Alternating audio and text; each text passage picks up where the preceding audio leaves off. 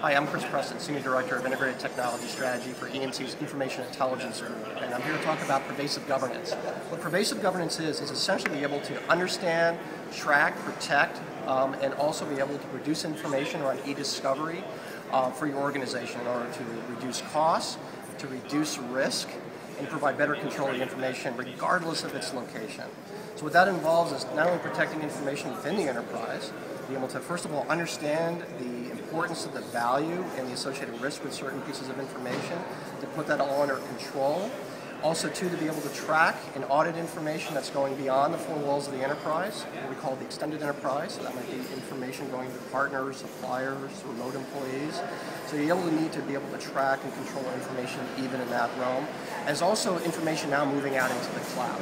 This is where we get to the true basic foundation for pervasive governance. And if you look at the requirements for pervasive governance, they fall into four strategic areas. Number one is to be able to understand your content, regardless of its location, so be able to assess its importance, its value, as well as its risk, but then be able to automate and enforce policies around that information, so I can apply controls and retention policies and access privileges automatically, transparently, without users having to think about it, and then be able to take and protect that information and control it even further as it moves outside the organization, whether again is with remote employees, contractors, suppliers, and if the content even appears and exists on mobile devices.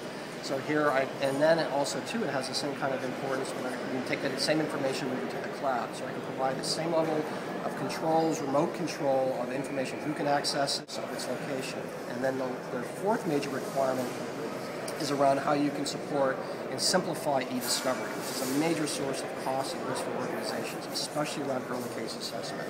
So here, in a very short window of time, I can understand what information exists, I can collect the right information, deduplicate information, so I'm only giving the council the relevant and the most trusted sources of information, the most relevant sources of information, which substantially reduces the cost associated with e-discovery, and then that is the information we use to assess whether there are the merits of a case, and then take things further into action.